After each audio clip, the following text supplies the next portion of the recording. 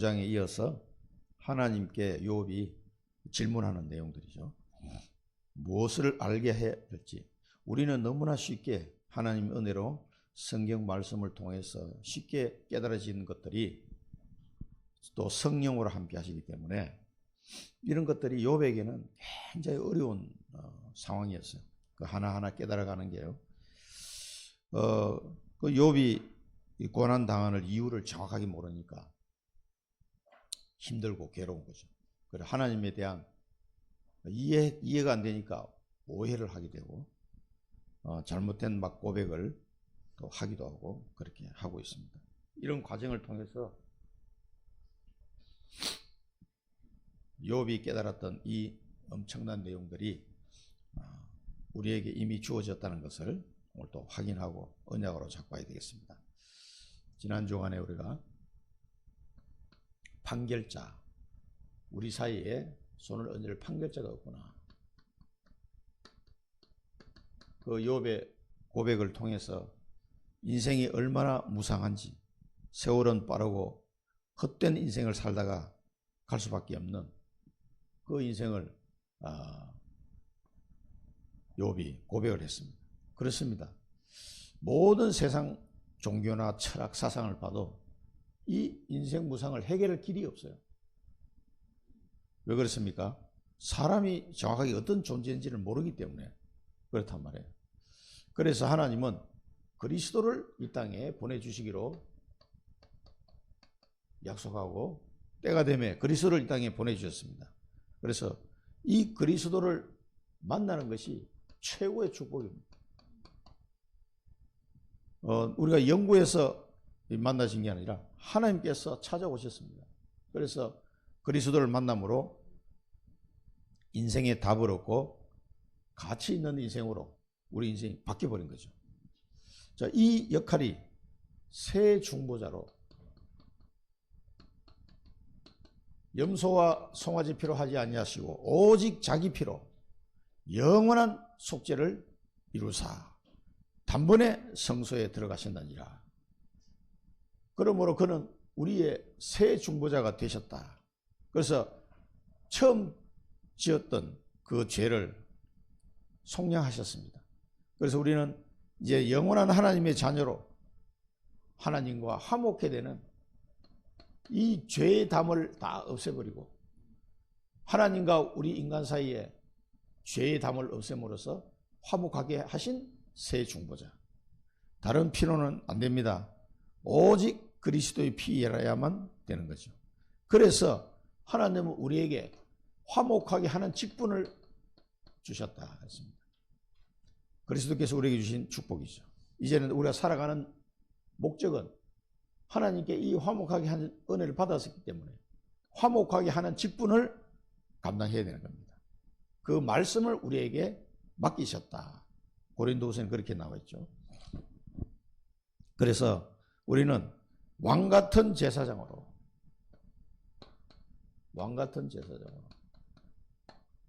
우리를 세우셨습니다. 그래서 여러분 가는 모든 현장에는 기이한 빛으로 우리를 구원하신 그 아름다운 덕을 선전하기 위해서 우리를 보내시는 거예요.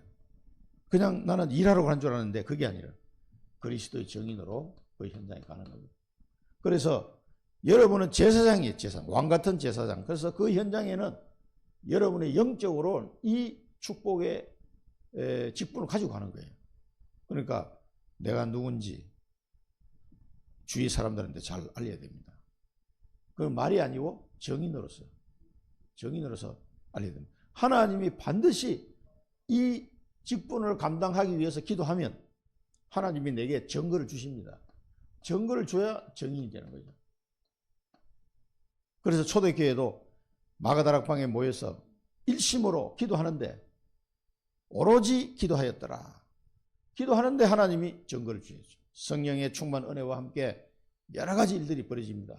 막 방언도 터지고 현장에 복음을 막 증거하기 시작하고 예수가 그리스도라고 말하면 막 잡아가는 시기인데 막 잡아 죽이려고 하는 그런 시대인데 또 불구하고 초대교회는 담대하게 복음을 전했습니다. 그때 하나님은 15개 나라 사람들을 마가다락방으로 보냈어요. 오순절 날이 이름에. 그래서 증거하기 시작해요. 하루에 3,000명이 돌아왔다. 이게 초대교회가 받았던 축복입니다. 우리가 정인으로 서기를 하나님 앞에 기도하면요, 하나님 제게 주신 화목케 하는 이 직분을 감당하게 하옵소서. 왕같은 제사장으로 부르시는데 이 일을 감당하게 하옵소서. 그 기도해야 됩니다. 그 기도하지 않으면요, 그 흑암의 권세 때문에 내가 또 공격당해요. 하나님 나라와 이 사단의 나라의 전쟁이라니까. 지금 영적 싸움이에요. 육신의 싸움 하지 말고 영적 싸움 해라. 성경은 그렇게 말하고 있습니다. 그 사실을 꼭 아시고 기도하시기 바랍니다. 그래서 우리가 현장에 이 시대에 흘러가는 시대 흐름을 잘 봐야 돼요. 이 흐름을 보면서 복음이 점점점 희미해져가는 시대입니다. 그래서 미국도 서서히 무너지고 있고, 유럽은 이미 뭐 벌써 끝났고, 이 시대적 흐름 속에서 정확한 언약을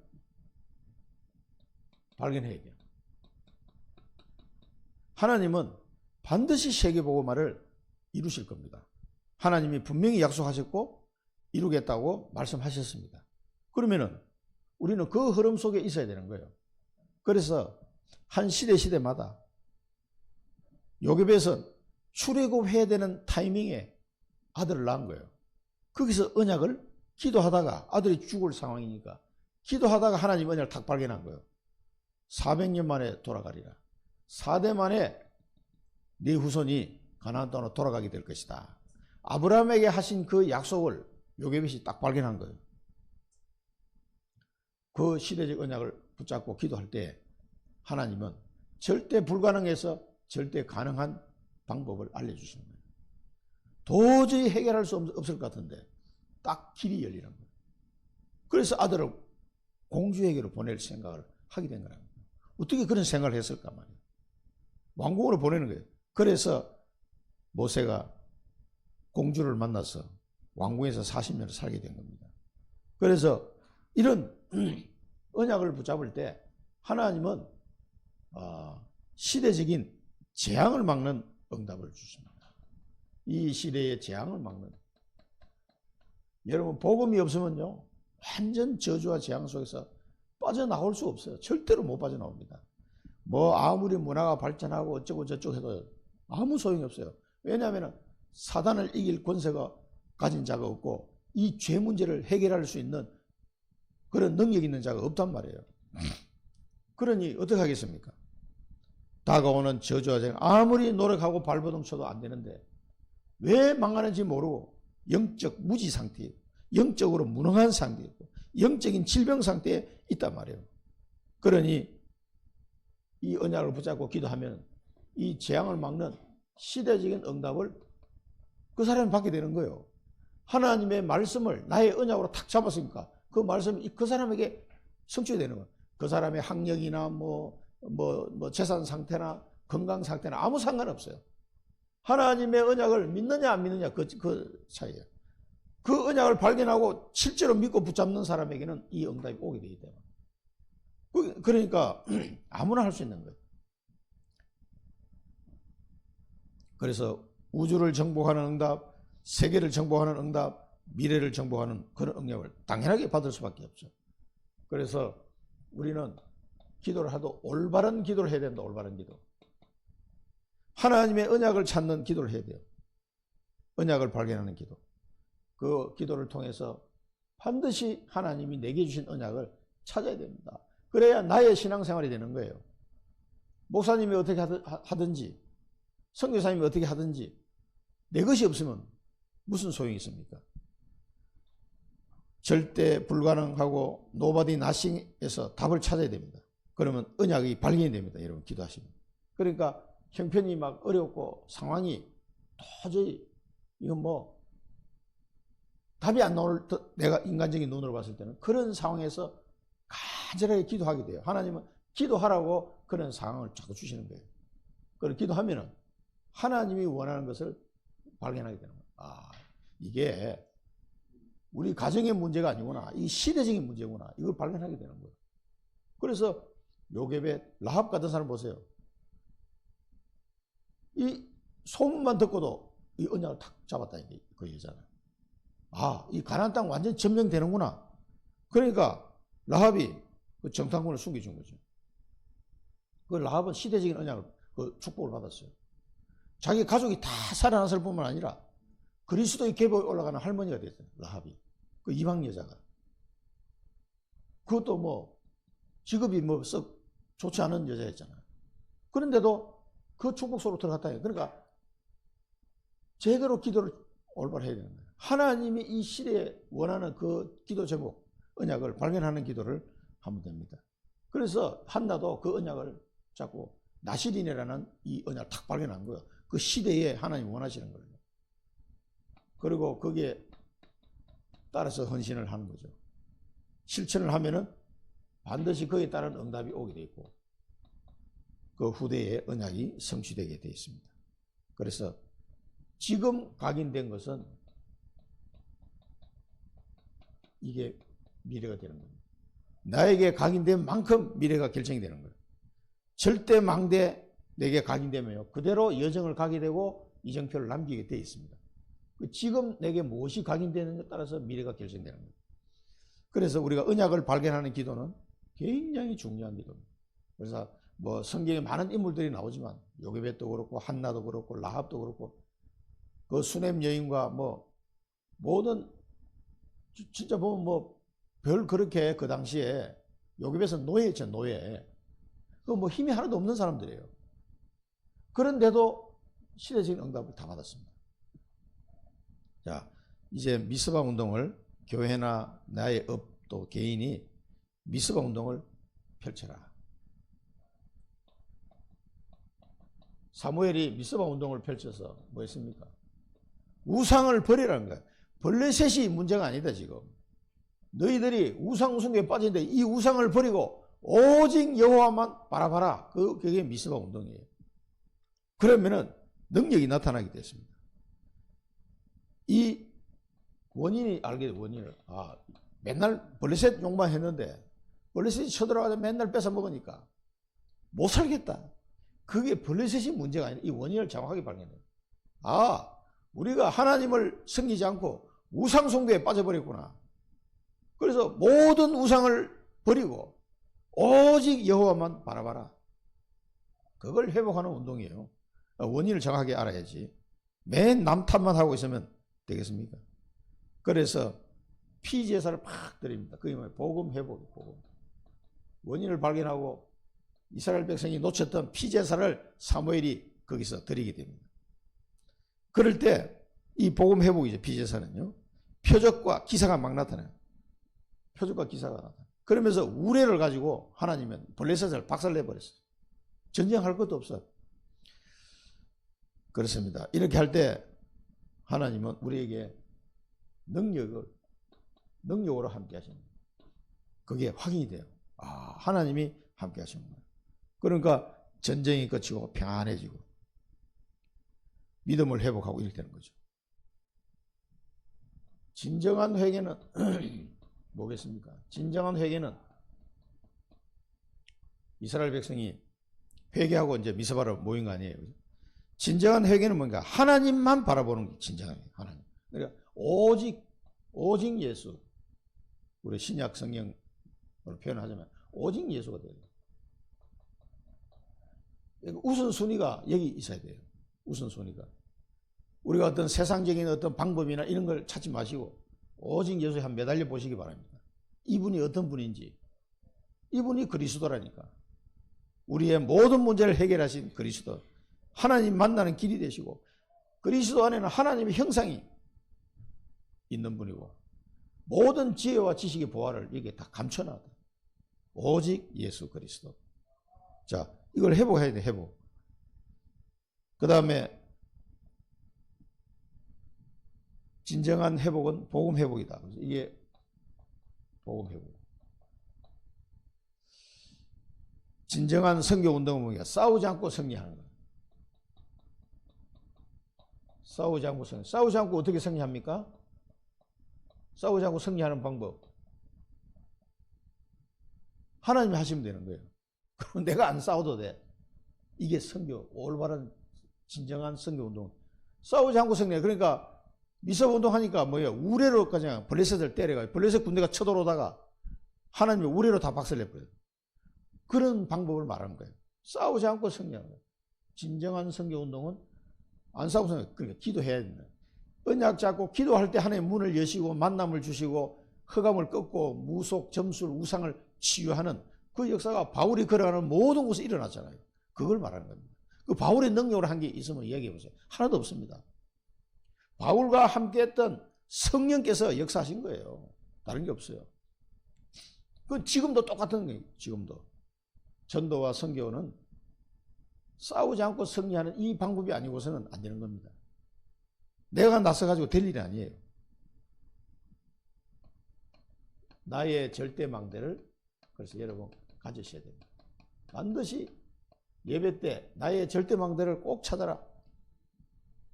예배 때 기도하다가 이걸 찾으셔야 돼요. 이 나의 절대망대를 딱 찾으면은, 그러니까 쉽게 얘기하면 나의 언약이 나의 언약. 그게 딱 내게 망대로 세워져야 돼. 나의 절대 언약, 그게 망대로 세워져야 돼. 그게 하나님이 주신 거기 때문에 절대라는 단어를 쓴 거예요. 하나님만 퍼펙트한 거예요. 퍼펙트한 망대가 세워지는 거예요. 그건 사람이 만들어서 될 일이 아니에요. 하나님이 은혜를 주셔야 되는데 예배 드리다가 이걸 발견해야 된다. 그러면은 사건 보는 눈이 달라지고 현실 보는 눈이 달라지고 운명이 바뀌고 신분 권세가 완전히 바뀌는 거죠. 이걸 발견한 사람. 그리고 구원받은 하나님 자녀에게는 다 이걸 주신다니까. 그걸 왜 발견을 못하느냐. 예배 때 꼭 찾으셔야 됩니다. 그러면은 내가 가는 곳이 선교지가 되는 거예요. 요셉이 그랬습니다. 가는 곳이 선교지야. 감옥에 가서 어려움을 당했는데 이게 성공 전환점이 되고 오히려 어려움이 왔는데 성공 전환점이 되는 거예요. 회사 일하다가도 이런 일이야. 일어납니다. 이걸 발견한 사람은. 내가 가는 곳이 선교지라니까. 제가 직장에서 복음 전하는 사람에도요. 꽤 많습니다. 한 100명은 될 거예요. 영접 안 한 사람 말고 적어도 영접한 사람 많습니다. 그 바쁜 직장 현장에서도요. 다 복음 전할 수 있는 길을 하나님이 열어주세요. 어려움이 왔는데 성공 전환점이 되는 거예요. 그래서 결국은 요셉이 왕 앞에 가가지고 총리로 임명됐어요. 끝난 거죠. 네가 알아서 다 해라 이제. 내가 뭐 너보다 높은 건데 왕 자리에 앉아있는 게 이거밖에 없다. 아예 왕이 인장 반지를 빼가지고 요셉에게 줘버렸어요. 이게 말이 됩니까? 옛날에 우리나라 같으면 옥새 뭐 이런 거 있잖아요. 임금이 찍는 도장. 항상 임금이 갖고 이렇게 딱 옆에 놓고 팍 찍어줘야 되는데 옥새를 요셉한테 준 거예요. 우리나라 말로 할 것 같으면. 그게 말이 됩니까? 말이 안 되잖아요. 근데 그게 그런 일이 일어난 거예요. 완전 요셉은 기도와 업과 선교에 300%의 이 축복을 누리게 된 겁니다. 그러니까 완전 세계 선교 할 수 있게 된 거죠. 이렇게 해야 이 선교 문이 확 열리는 거예요. 자, 먼저 우리는 영적 해방을 해야 됩니다. 영적 해방. 사람들은 영적인 사실을 몰라가지고 다 묶여 있습니다. 흑암에 묶여 있고 개인이나 백성 마찬가지고 질병과 가난에 묶여 있는 이 영적인 해방부터 시켜야 된다. 그 다음에 영적 치유부터 해야 된다. 우리가 가는 현장은 지금 이런 상태예요. 영적으로 확 묶여있네. 왜냐면 영적 사실을 몰라. 누가 이게 친구가 글을 보내준 거 읽어보니까 뭐 그런 내용이 누가 이제 뭐 어떤 스님이 썼는지 누가 썼는지 뭐 그런 것 같아. 근데 글을 보니까 귀신이 어디 있냐 뭐 그런 얘기야. 네가 평안해야지 뭐 그런 내용인데 그 내 속으로 아이고 귀신이 좋아하겠구나 이 글을 보면 자신이 있는지 없는지 계속 속이는 게 귀신이에요. 사단 마귀와 흑암 권세는 계속 사람을 속입니다. 그래서 예수님이 말씀하세요. 거짓의 압이다 그랬어요. 거짓의 압. 예수님 직접 말씀하셨잖아요. 이 사단 마귀는 거짓의 압이다. 거짓의 원조. 거짓말은 하나님이 만든 게 아니에요. 사단이 만든 거예요. 사단이. 그래서 이 영적 상태에서 해방시켜 주지 않으면 안 됩니다. 그거는 그리스도가 아니면 불가능하잖아요. 세상의 방법은 이게 불가능하다니까. 영적 치유. 과거 과거에서 치유되도록 해방받도록, 현장에서 묶여있는 해방받도록, 미래가 해방받도록. 미래가 막 불안해요. 제가 직장에서 만난 많은 사람들 보면 다 물어보면 설문조사 해보니까 미래가 불안하다가 제일 체크를 많이 해놨더라고요. 뭐가 그렇게 불안한지. 슬픔과 상처와 절망 속에서 과거에서 빠져나오도록 그렇게 도와줘야 됩니다. 그래, 그렇게 살았었어야 그 결정을 내가 그때 잘못해가지고, 이래가지고 뭐, 그런 거 많거든요. 그 과거에서 못 빠져나오면요, 이 축복 속으로 못 들어간다니까요. 그걸 복음으로 치유해 주는 거예요. 그래서 우리가 다락방 하면서 말씀을 계속 공급해 주는 이유가, 하나님의 말씀에 답이 다 있는데, 그걸 못 찾고 있으니까, 그걸 가지고 말씀을 계속 들으면 믿음이 생겨요. 믿음은 들으면서 나기 때문에. 그러면서 내 마음에 말씀이 들으면 말씀이 나를 치유하는 거예요. 사람이 하는 게 아니에요. 생명의 말씀이 내 마음속에, 내 귀를 통해서 내 영혼 속에, 뇌에 각인이 되면서 내가 치유의 역사가 일어나는 거예요. 내 자신이 치유되는 거예요. 왜? 치유된단 말은 진짜 하나님을 믿기 시작하는 거예요. 하나님의 말씀을 진짜 붙잡기 시작하는 거예요. 하나님께 진짜 기도하기 시작하는 거예요. 하나님 뜻이 어디 있냐? 세계보고만 이 속에 내가 진짜 들어가는 거예요. 그게 치유예요, 사실. 그러면요, 여러분 과거, 현재, 미래 다 치유됩니다. 해방받습니다. 그런 사람에게는 영원한 작품이 나오게 됐어요. 하나님이 주시는 영원한 작품. 이게 축복이에요, 축복. 그 작품을 남겨놓고 가야 될 거 아닙니까? 그냥 가지 마시고. 오늘 본론에서는 고난의 이유를, 이 고난의 이유를 몰라가지고 욥이 몸부림치는 거예요. 욥은 하나님의 자녀입니다. 하나님이 그 당시에 피제사를 안 사람이에요. 그 말은 요즘 말 하면 예수 믿고 구원받았다 그 말이에요. 그런데 왜 내게 이 고난이 이렇게 닥치냐? 내가 그렇게 살지도 않았는데 내가 이 고난을 당할 만큼 내가 무슨 뭐 잘못을 했냐? 아무리 생각해도 그게 없는데 이게 없어지지 않으니까 너무 힘든 거예요. 현실이 너무 힘드니까. 얼마나 힘들겠어요? 한번 생각해 보세요. 내 영혼이 살기에 곤비하구나. 이 영혼이 살기에 곤비하다고. 내 영혼이 살기에 곤비하구나. 그래서 내가 이제는 참지 않고 불평을 토로하겠다. 내가 이제 막 말할 거야 이제. 말하면 속은 좀 시원할지 몰라도 그게 뭐 답이 안 돼. 하나님 원망해봐야 뭐 답이 됩니까 그게? 내가 괴로운 대로 말하겠다. 내가 막 괴로운 거 괴롭다고 얘기 다 할 거야. 무슨 까닭으로 하나님은 나와 변론하시나이까? 무슨 까닭으로? 이유를 모르겠다. 하나님은 왜 나를 붙잡고 이렇게 하시나이까? 무슨 까닭으로? 그래서 여러분이 문제가 왔을 때 깊은 기도 속으로 들어가야 돼요. 하나님의 뜻이 무엇인지를 찾아내야 됩니다. 기도 속으로 들어갔습니다. 이걸 하나님 자녀에게 오는 고난의 이유를 아셔야 됩니다. 왜 하나님은 까닭 없이 그 고난을 주겠어요? 욥에게. 아닙니다. 절대 까닭 없이 주시는 분이 아닙니다. 욥에게 큰 축복을 주시려고 이 어려움을 주신 거거든요. 우리는 이제 결론을 아니까 그런데 그 당시 욥 입장에서는 이게 발견이 안 되니까 막 몸부림치는 거예요. 그렇습니다. 깊이 기도 속으로 들어가야 됩니다. 이 문제가 왔을 때는요, 기도하라는 사인이에요. 다른 거 없습니다. 기도하다 보면은 많은 것들이 발견되고 하나님과 소통하는 영적인 이 감각이 살아납니다. 이게 우리가 이 고난 때문에 기도하다가 하나님과 소통하는 이 소통력이 좋아져요. 굉장히 그 짧은 시간 안에 왜 힘드니까 막 집중 기도하다가 짧은 시간 안에 확 발전해요.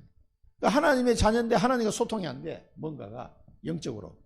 우리는 영적으로 굉장히 무감각해진 상태에 있다는 걸 아셔야 됩니다. 그게 창세기 3장 체질이에요. 체질. 하나님을 몰라 하나님을 떠나가지고. 그러니까 영적으로 얼마나 무딘지. 그러니까 그 아나니아하고 그 누굽니까? 바울하고 그 상태를 한번 보세요. 다메섹에서 막 예수님이 팍 나타나서 말씀하셨단 말이에요. 그래 바울이 얼마나 놀랍니까? 누구십니까? 하면서 얘기해요.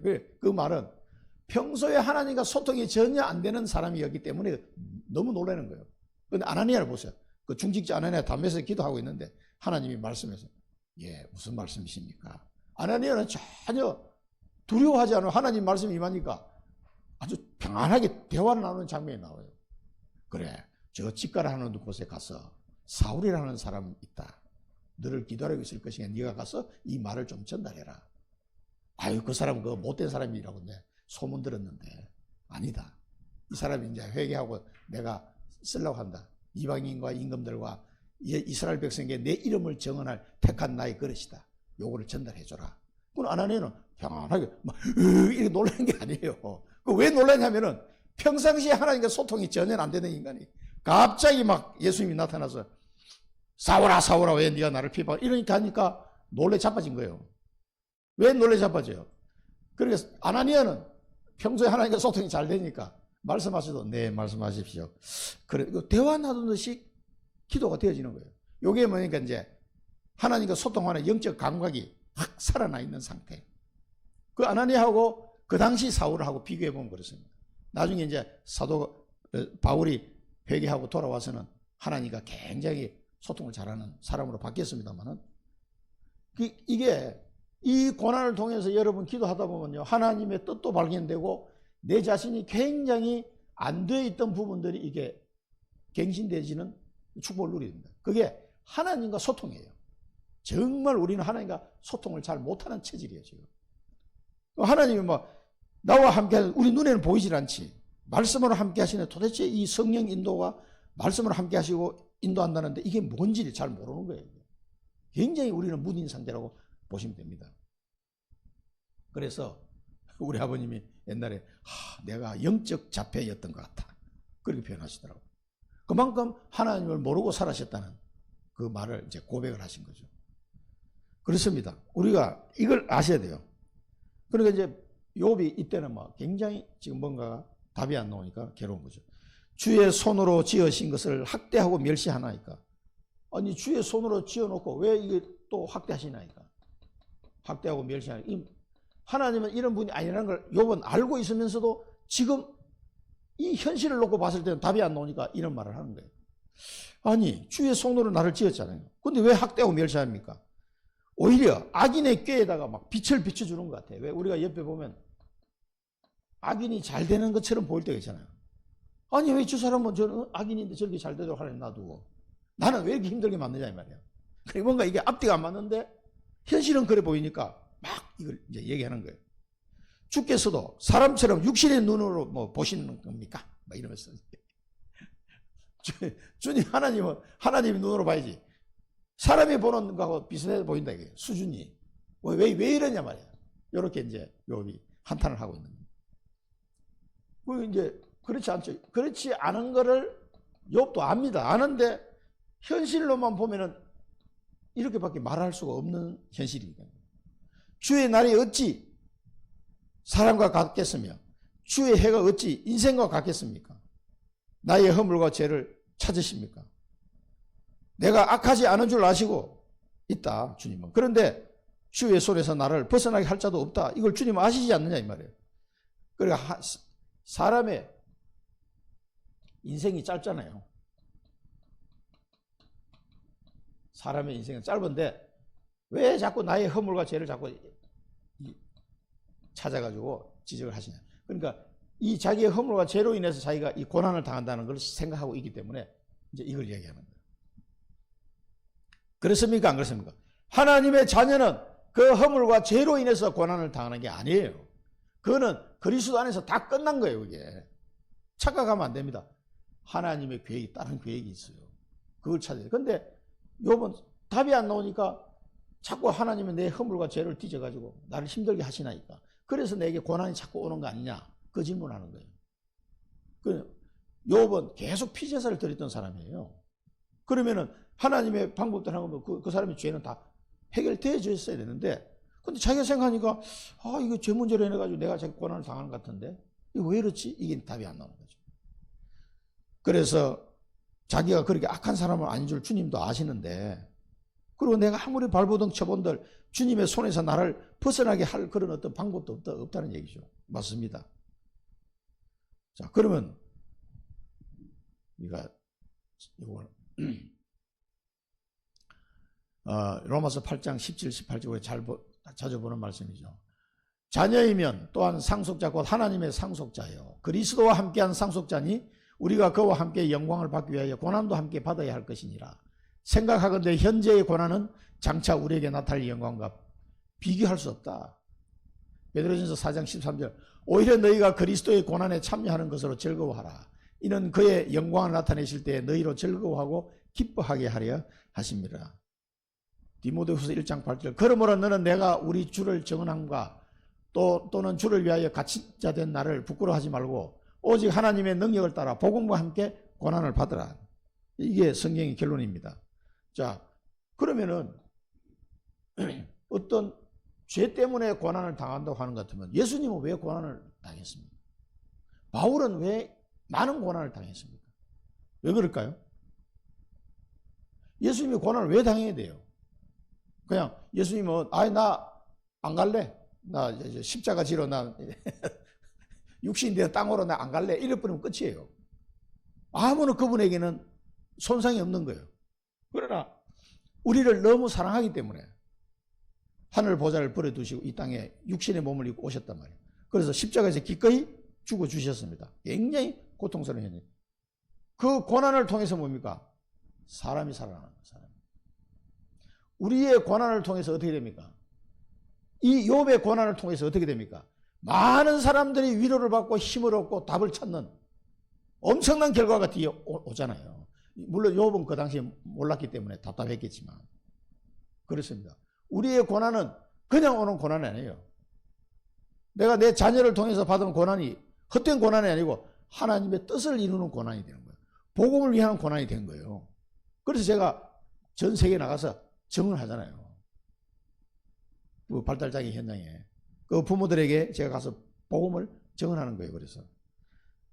그래서 우리가 이 욥의 이 고난을 보면서 우리 여기서 뭘 답을 찾으면 영적 싸움을 해야 된다고 하죠. 영적 싸움. 하나님은 하나님의 자녀들이 영적 싸움을 반드시 해야 되는 걸 하나님 아십니다. 그래서 이 영적 싸움을 하는 동안에 복음을 위한 고난은 당연한 겁니다. 그걸 이해하셔야 됩니다. 나의 고난은 복음을 위한 고난이다. 이걸 아셔야 돼요. 그런 영적 싸움을 하셔야 됩니다. 영적 싸움. 그러면 이 고난을 통해서 영적 싸움 하는 게 기도로 영적 싸움 해야 될 거 아니에요? 그러니까 여러분 기도로 흑암을 끊고 하나님의 계획을 찾고 이 영적 싸움을 하다 보면은요 중요한 복음을 위한 삶으로 바뀌어져요. 이 복음을 위한 고난이었구나. 그게 큰 영광임을 아셔야 돼요. 그리고 결국은 욥의 인생도 복음을 설명하기 위해서 쓰임을 받은 거예요. 결론적으로 이 사람도. 그래서 모든 언약의 사람은 이 고난이 오는데 감사했어요. 고난이 오는데 다 뛰어넘었다니까. 바울이 받은 고난은요 우리는 상상을 못합니다. 여러분 바울처럼 고난 당하면서 선교하라 그러면 다 도망갈 거예요. 너무 힘들어가지고. 지금 비행기 타고 가도 힘든데. 그러니까 복음을 위한 고난은 당연한 겁니다. 이 땅에서는 영적 싸움을 할 수밖에 없어요. 하나님 나라를 이루어야 되기 때문에. 그러면 사단이 발악을 할 거 아니에요. 그래서 영적 싸움을 하는 중에 나타나는 고난들이에요. 여기도 욥도 이 고난이 뭡니까? 앞에 뭐가 나오세요? 사단이 하나님을 찾아가서 막 이야기하는 장면, 거래하는 것 듯한 이런 표현이 나오잖아요. 그리고 이런 사람은 막 자녀가 10명이나 죽었는데도 불구하고 또 가서 막 몸에 질병을 줘서 해코지 하려고 하나님 찾아가지고 막 목숨을 괴롭게 하면은 하나님을 배반할 거라면서 또 이런 식으로 해가지고 욥을 괴롭히려고. 이게 누구냐? 사단이 하는 짓이에요.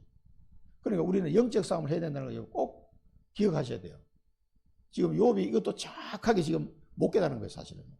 그런 괴로움이 계속되는 거예요. 하나님 자녀는 고난이 왔을 때 반드시 영적 싸움을 하시고 복음을 위한 하나님의 계획을 찾으시면 됩니다. 그러면은 굉장한 축복이 바뀐다는 걸 아셔야 돼요. 그래서 이 욥이 고백 중에 이제 인간의 근본 문제가 뭔지를 우리가 또 알 수가 있어요. 주의 손이 나를 만드시고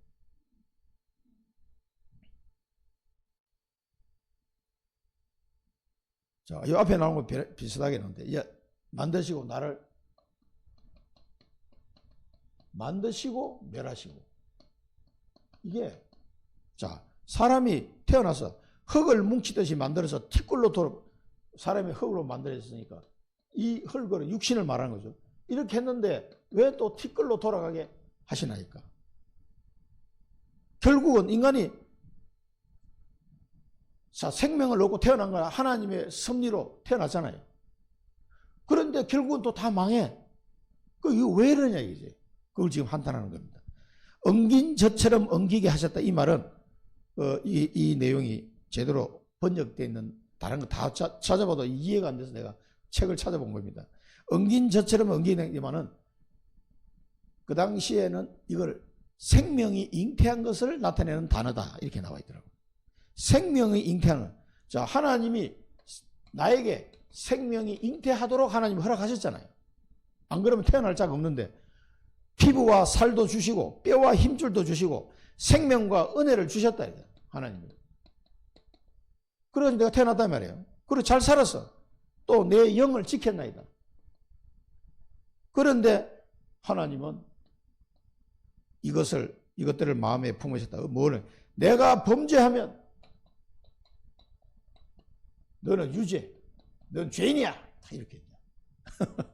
죄를 인정하고 악하면 화가 있고 내가 악한 일 하면 내가 나를 화를 주고 의로울지라도 머리를 들지 못하면 내 속에 부끄러움이 가득하다. 하나님은 자기 속에 있는 모든 것까지 다 부신다 이 말이에요. 속에 있는 부끄러움이 있다 이 말이에요. 이런 것들 하나님이 다 찾아가지고 죄를 물으시니까 내 환난을 내가 보기 때문이다. 그러니까 답이 없는 인간을 설명하는. 자, 이렇게 하나님이 나를 만드시고 잉태하게 하셔서 생명도 주시고 영도 주셨잖아요. 그랬는데 내가 태어나서 살면서 범죄하니까 너는 유죄야. 악을 행하니까 너는 화를 입어야 돼. 이런 결론이 도달하니까. 그리고 내 속에 내가 의롭다고 생각할지라도 내 속에 부끄러움이 가득하기 때문에 하나님 앞에 고개를 못 든다는 거예요. 이런 인생의 한계를 지금 설명하는 거예요. 이게 인간의 근본 문제. 왜 그렇습니까? 아니 아예 그냥 안 태어나도록 하시면 되는 거 아니에요. 차라리. 그래서 모든 철학자들이나 종교에 보면은 다 차라리 태어나지 뭐 누굽니까? 유명한 그 철학자. 그 사람 때문에 유럽의 많은 청년들이 자살했어요. 인간은 차라리 태어나지 않는 게 좋다. 자기가 연구를 해보니까 이게 뭐 인생이 이렇거든. 그리고 태어나서만 빨리 죽는 게 좋다.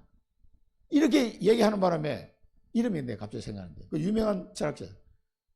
그러니까 유럽의 많은 청년들이 이 사람 영향을 받아 자살했단 말이에요. 그리고 자기는 몇 살까지 살았냐? 80살까지 살았어. 그 오래 살려고 냉수 마찰하다가 죽었다 그러잖아. 그게 얼마나 엉터리입니까 이게. 자기 그렇게 하면 자기도 빨리 가지 왜 80살까지 살아. 이게 인간의 한계를 이 근본 문제. 이걸 지금 욥의 고백을 통해서. 그래서 성경에 보면 모든 사람은 죄를 범하였기 때문에 하나님의 영광에 이르지 못한다. 의인은 없나니 하나도 없다. 그래서 로마서 6장 23절에 죄의 싹은 사망이다. 그래서 죽는 거예요. 그래서 죽는 걸로 끝나는 게 아니라 히브리서 9장 27절 뭐라 했습니까? 사람에게 한 번 죽는 것은 하나님이 정하신 바요 그 후에는 심판이 있으리라.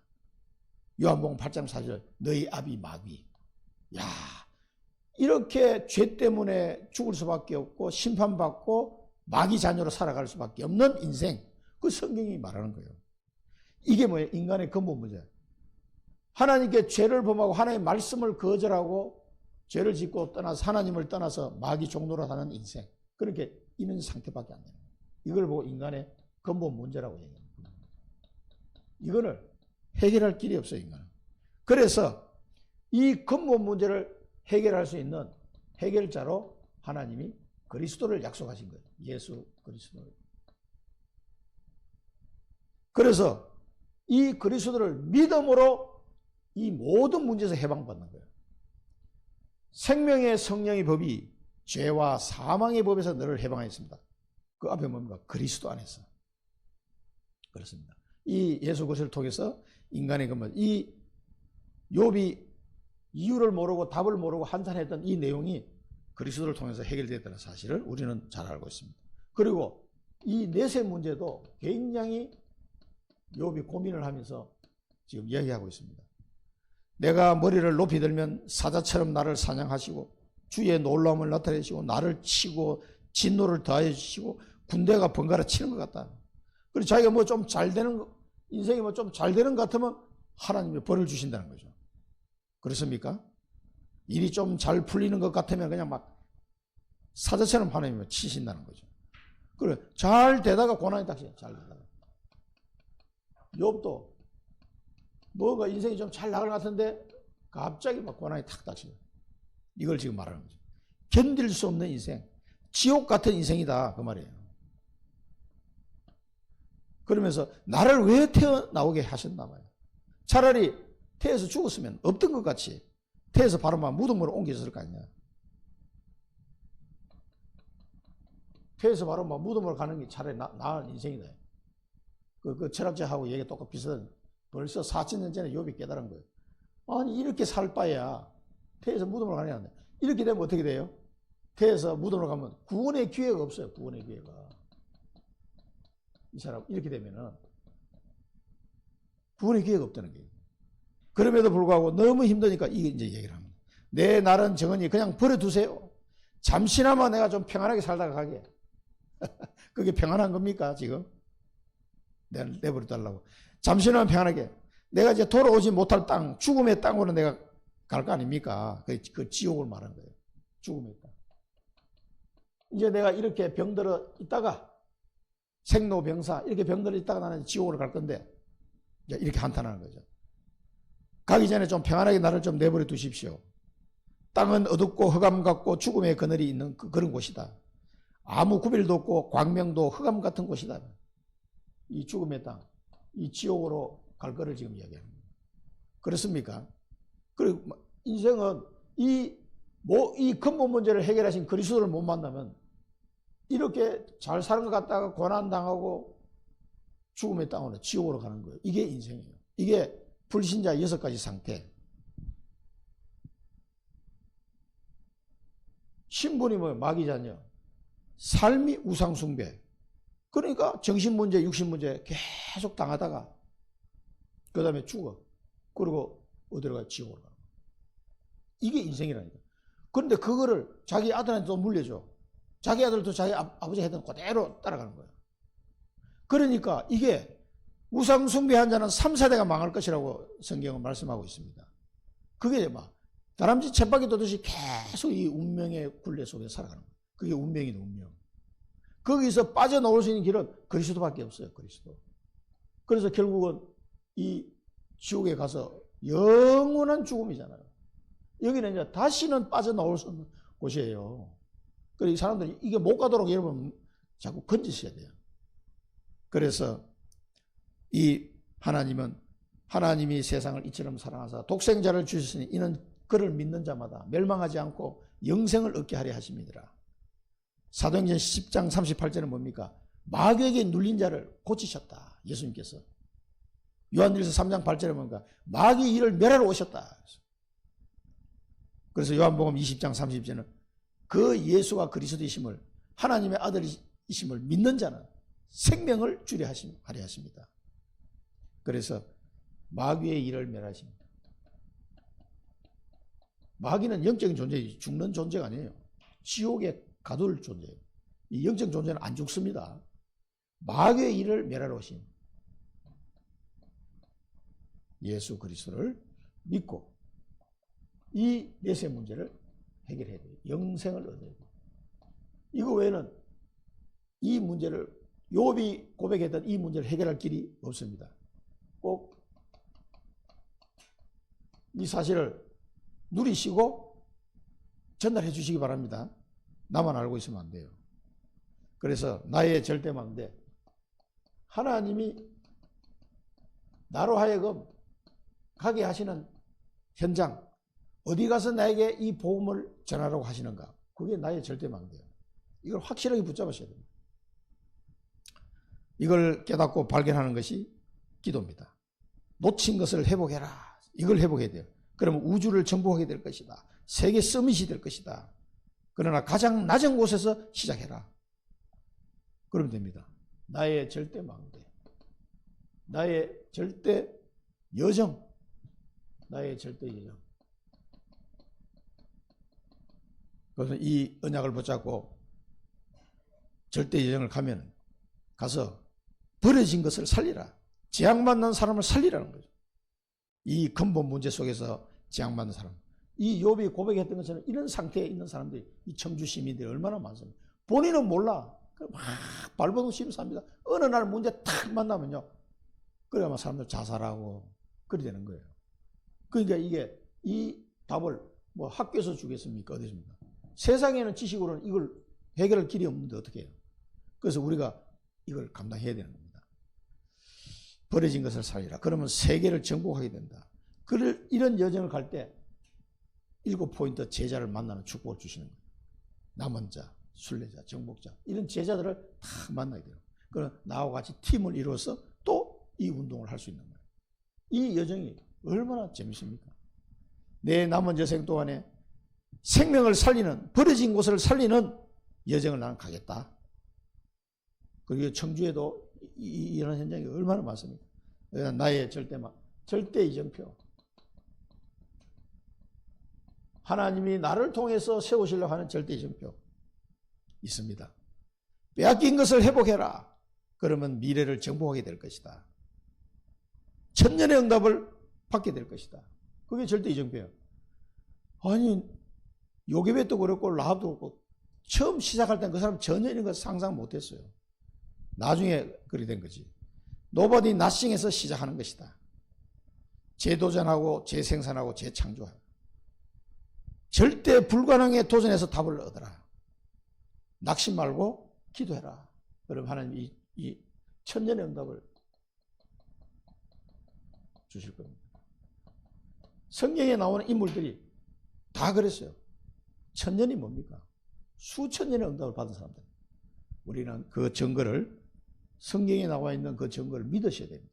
지금도 우리에게 똑같이 하나님이 역사하실 거예요. 이걸 믿고 진짜 나에게도 이 시대에 주시는 언약을, 내게 주시는 언약을 딱 발견하고 기도하시면 이 응답을 받게 되는 겁니다. 저는 그 여정을 지금 가고 있습니다. 지금 여정을. 기도하겠습니다. 살아계신 하나님 아버지, 은혜를 감사드립니다. 욥이 고통 속에 고백했던 이 내용들이 지금은 우리 주 예수 그리스도로 말미암아 우리에게 성취가 되어졌고, 이 모든 문제 해결자 되신 예수 그리스도를 믿음으로 영원한 생명을 얻었사오니, 천국 백성이 되었사오니, 이제는 답이 없는 인생들에게, 이 인간의 근본 문제 속에서 고통받는 사람들에게 이 영원한 생명의 답을 전달할 수 있도록 인도하여 주시옵소서. 저희들의 주시는 그 언약이 절대 망대가 되어서 우리의 심령 속에 확고하게 세워지게 하옵소서. 정말 이 언약을 발견하기 위해서 깊은 기도 속으로 들어가게 하시고, 하나님이 왜 내게 고난을 주셨는지 그 이유를 찾아내게 하옵소서. 예수 그리스도 이름으로 기도드립니다. 아멘.